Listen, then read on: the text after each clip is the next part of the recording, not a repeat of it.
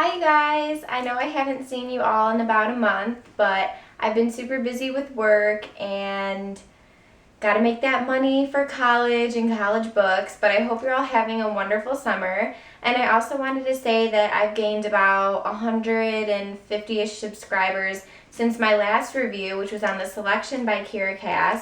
And today I'm going to be reading The Elite by Kiera, but I just wanted to give a nice warm welcome to all of my new subscribers and thank you for subscribing, and I hope you enjoy watching my reviews and other bookish things. So today I'm going to be talking about the sequel to The Selection, which is The Elite by Kiera, and I will put my review for The Selection down below, but as you guys know, I really liked that book. And I was so excited when this finally came in at the library for me because I was like, yay, now I can finally read it. You know, everyone had been tweeting about it, and I was like, oh, I feel like I'm the only one that hasn't read it, but so let's talk about it. This was just as fast-paced for me as the first book was. I feel like right when I started, you know, I finished about in a day and a half, so it was just really fast-paced. I feel like something is always happening.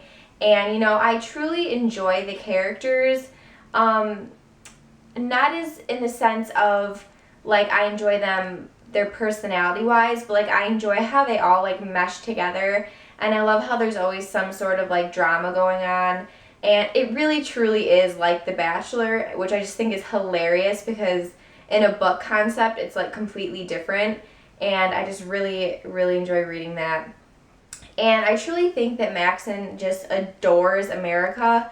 I don't know why she just hasn't like settled down with him and forgotten about Aspen, because truly I think Aspen is just holding her back. I feel like when he was telling her that, you know, she wouldn't be fit to be a princess, I mean, I know that he was being honest, but that's rude. And I was like, you know, if you really loved her, you'd have faith in her and you'd tell her, like, you know, it's going to take time, it's going to take work, but you can do it, and I know you can. And he was pretty much just like, yeah, truthfully, I don't think you'd be able to do that. So, you know, Aspen's always been on my bad guy list, and he still is. I don't think he should, you know, be in the castle. I think in the third book, he's going to get America into some deep trouble. I think their whole thing is going to, you know, just come out, and Maxon's going to find out that that's her boyfriend from home, and it's just going to be one huge hot mess, and it's just a bad idea.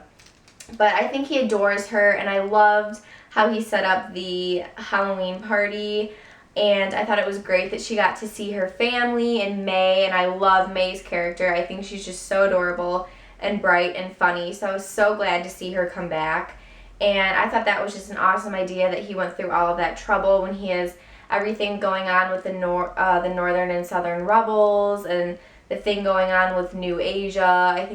I think it's New Asia. But yeah, I really think he tries really hard, and if I were her, I would just settle down completely. I kind of had a feeling that Gregory Ilya, I don't know if that's how you guys say it, it looks like Ilya to me, was kind of like a bad guy. And then when America was reading his diaries, it came out that he was just an awful person and was power hungry, and even ended up selling his own daughter. So he's just a bad person, and now I understand why their government is so corrupt and wrong, because this guy just had some weird mind process going on in his head, and I don't know, he definitely needed some help. But if I were her, I'd be reading all those diaries because I think that's really interesting. And I also think it's awesome that Maxon showed her that room. I mean, come on, he's just great. But I already talked about Aspen. Oh my gosh, when Marley and her guard got, I think she referred to it as canned.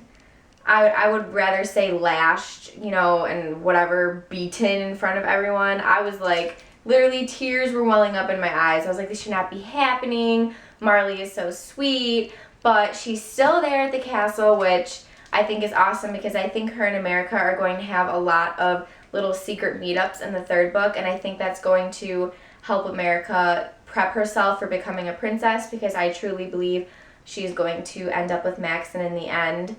And yes, what else? I feel like she's going to get sabotaged a lot in the third book when it comes to Celeste being how awful she is, and also with the king not liking her now, I just think it's going to be very difficult for America to show her true self and be who she really is and win the competition. But I think she'll be able to do it. I mean, I want this series to end on a good note. I don't know if it's a trilogy. I feel like, you know, the author can sum up everything in one last book, so I'm not quite sure, but I'll have to do some research on that. And at times, America was annoying. I mean, you know, one second she was like, oh, I'm going to be with Maxon forever, and then he'd, like, not talk to her for a day, and she was like, oh, screw this, I'm just going to go with Aspen. And it's like, no, stop it. Pick one. You know, don't even think about Aspen. Just push him out of the picture because he's so awful. But, you know, I don't know. So that was kind of annoying. But I did like the book. I thought it was great. It was fast-paced, just like the first. I'm really, really happy that I picked up the series. So, yeah. Let me know what you guys thought about it in the comments below because I love chatting with you guys. And, yeah. Thanks so much for watching. And thank you again to all my new subscribers. Bye, guys.